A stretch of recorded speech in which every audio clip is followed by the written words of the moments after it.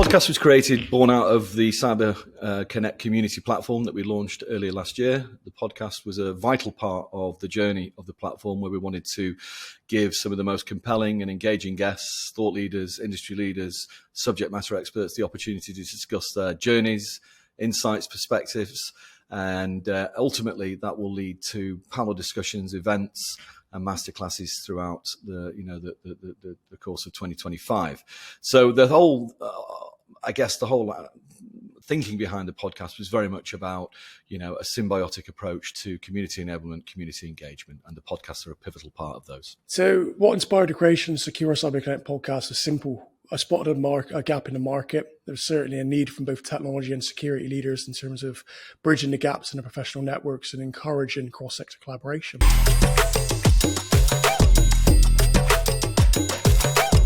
I think the podcast was always going to be about the guests. Warren and I were never looking to try and be Ant and Dec. We're not trying to, create a podcast that promotes ourselves. It's about shining a light on the talent.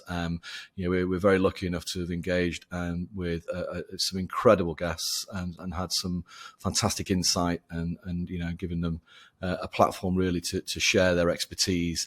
And I think that is absolutely, the mission behind the podcast and the ongoing raison d'etre behind everything we do on the podcast. It's all about the guests. The core mission of the podcast itself is to cultivate thought leadership, as well as celebrate diverse perspectives and, of course, forge community cohesion.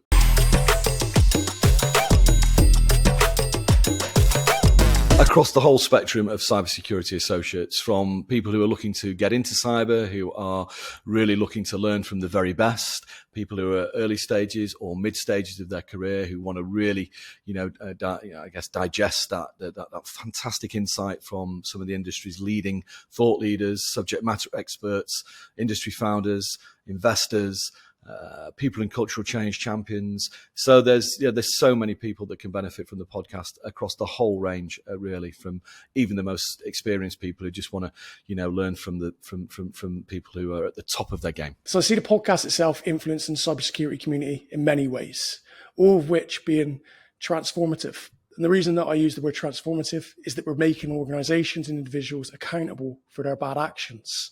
We're also shining a light and holding a mirror up to the industry. And we've seen the impact itself to date be a very positive one. A great example of that is that a number of our guests and partners have then been introduced us to others within our community network who've gone on to drive innovation in the areas of security as well as sort of AI. And that's not just here in the UK, but that's across the European market space also.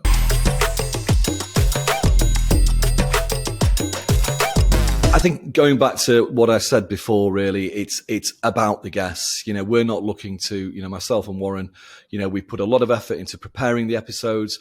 There's a lot of contact. There's a lot of prep that goes into these episodes before we actually record them. So the guests have got a really good insight into what to expect.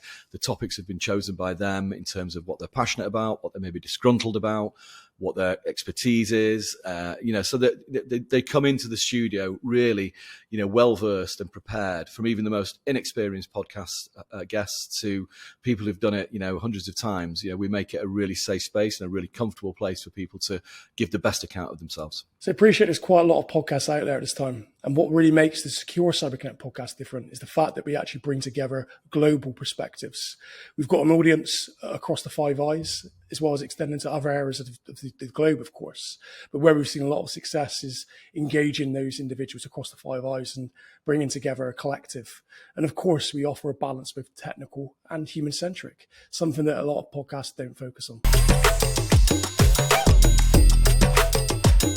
That's a holistic approach right from the start. The people that we approach are very targeted. We are specifically looking for, a wide range of different topics. So we'll go out and outreach to the people that we know we want to do the episode about. So whether it's underrepresented groups, if you look at a couple of episodes we did on sponsorship, immigration, we actively sought out Victor Sondé and Rukia Alibi as a result of that, because we knew they were leaders in the field. If you look at CTEM, a very, exciting, space within cyber going forward, we actively saw Amy Hoffman. These are people that we knew would be able to, give the best insight into, the topics on that episode. And then again, whether it be cyber awareness, the human element, or a technical episode, we really make sure that the guests are aligned to that. So when it comes to deciding on topics and themes for each episode, we actually allow our guests to lead in terms of what the generic topic is going to be about. Myself and Jay then go away and then formulate a range of questions that we feel are going to resonate with our audience. We also often relay a few of the questions and test those with our community itself before putting them in front of our guests, just to ensure that they're getting the answers that they wanted answered.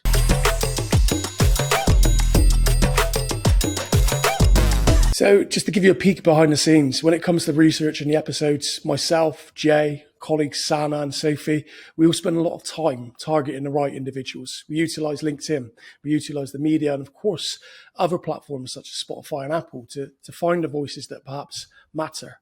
More importantly, those that align with our mission, to encourage diverse, inclusive knowledge sharing.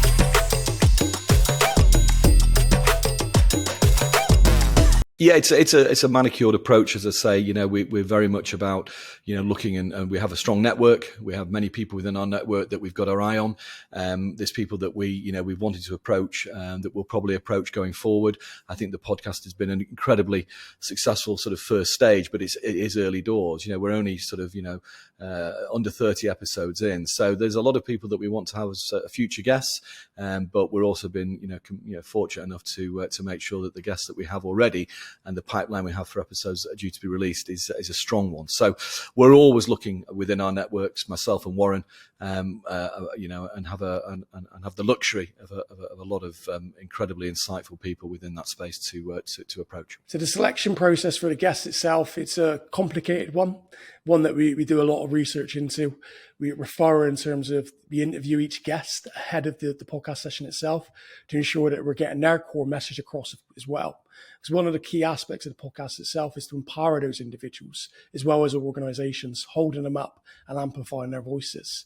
There have been a few individuals that we perhaps chosen not to do a podcast with, and that's just purely because we don't feel it aligns to the community as a whole itself.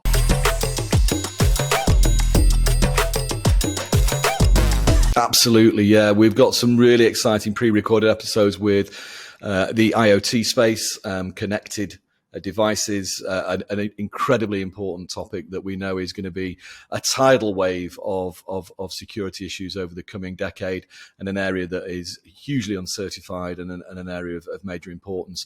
I think we've also got some really exciting episodes with some guests talking about next gen and cyber, within younger individuals and children as a whole. So there's going to be some really, really good stuff that I think is very much aligned to that human element we talked about before, as well as some really good insight into, new tech.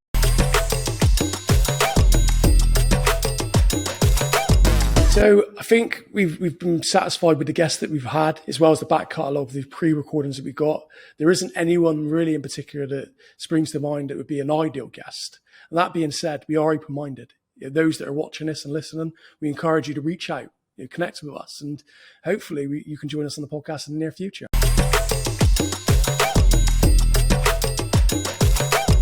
Absolutely. Logistically, we started the recordings back in August, and we knew that we were going to be releasing 2 episodes a week for the first sort of 3 months running up to the end of the year. We wanted to do that purposely so we could really get that strong back catalogue out there. But, a massive undertaking doing 2 episodes a week, as you can appreciate, from the whole approach, engagement, the various stages, preparing the forms, getting the forms back, fleshing out the forms into an episode, pre-recording, recording, editing and release.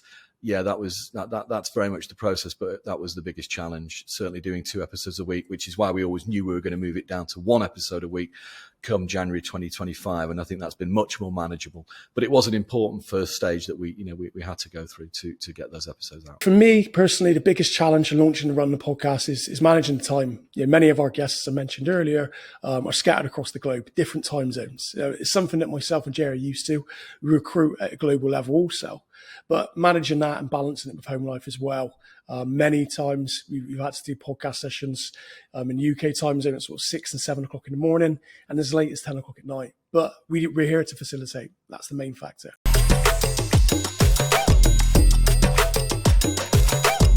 I think just give the guests room to breathe. It goes back. I know I can maybe repeat myself a bit, but I think, just make sure that you're there to facilitate, the most compelling and engaging content from the guests, and act as that facilitator.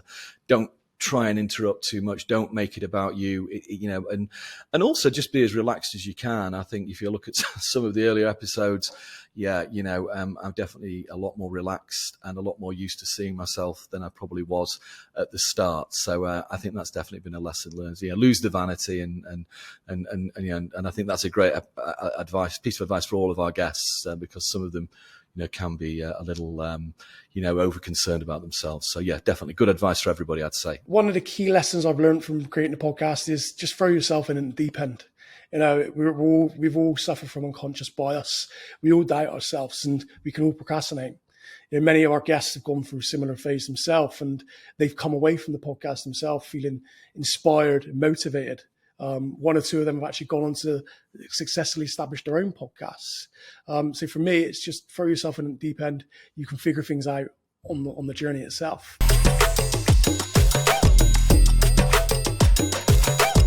Just really, really positive feedback from a lot of, I think from all of our guests, really. I'm not sure if all of them have enjoyed it as much as everyone else has, but, certainly I think people can see that, what we're trying to do is very much community driven.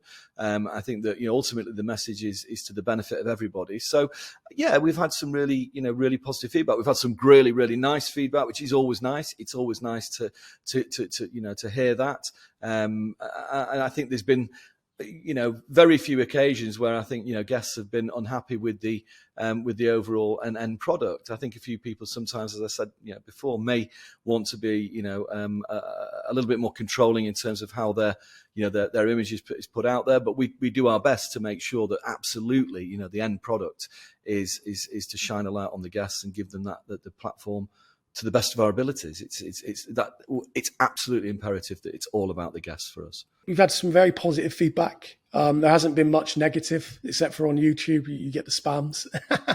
But realistically, the feedback itself has been very positive.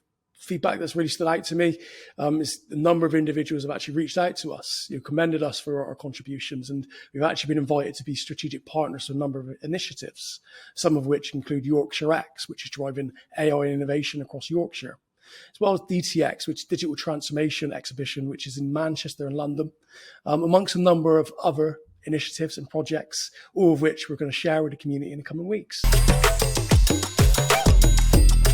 Yeah, I think going back to, what we talked about earlier, I think, from the community platform, the podcasts, ultimately the partnership relationships we have, not with all of our guests, that's certainly not the thought process behind the podcast, but with, some of our guests, we've certainly been able to, to develop some really good partnership agreements, referral agreements, where we've got those fractional services out to some of the people within our network. It's a great way of developing the relationship. And ultimately, as I mentioned on one of the previous clips, it is about, developing the relationships to do panel discussions, really compelling events, and having some of these guests meet up with each other, and ultimately, then get more exciting content out and discuss the topics and bounce off each other and so forth. So yeah, lots of exciting potential. So personally, I think we've brought a range of value to the guests that have joined us on the podcast. First and foremost, we've helped them build confidence. We give them a safe place to share their thoughts, feelings, and of course, their unique perspective. But ultimately as well, we've been able to build trust with both technology and security leaders across the EMEA and wider sort of regions. Many of our guests have then gone on to be introduced to some of our other partners, and in turn, that's resulted in a commercial benefit for them.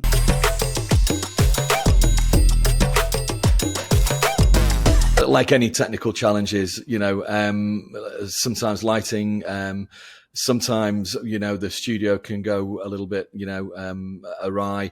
Some guests can be very nervous. We, again, try and make it as safe as we can for them to, and as comfortable as they can for them just to put their hands up and go back. We pivot back on the recording and edit it the best we can.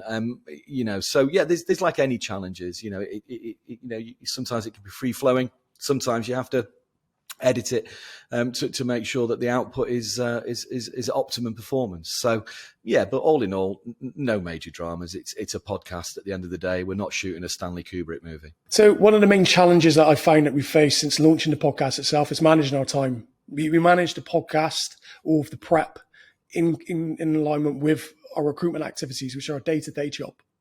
Now, in addition to that, we also lead the community, and we offer a range of collaborative solutions such as the cross-section mutual mentoring program, weekly online networking sessions, and they're heavily involved at grassroots level with academia and a number of the cybersecurity clusters across the UK.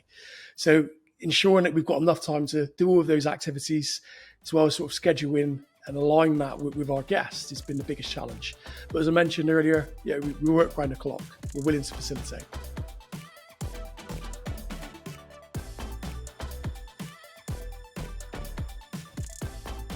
If you're struggling with technological, cultural, or talent acquisition challenges, please reach out to the Secure Cyber Connect team, where we offer advice and guidance and are here to help.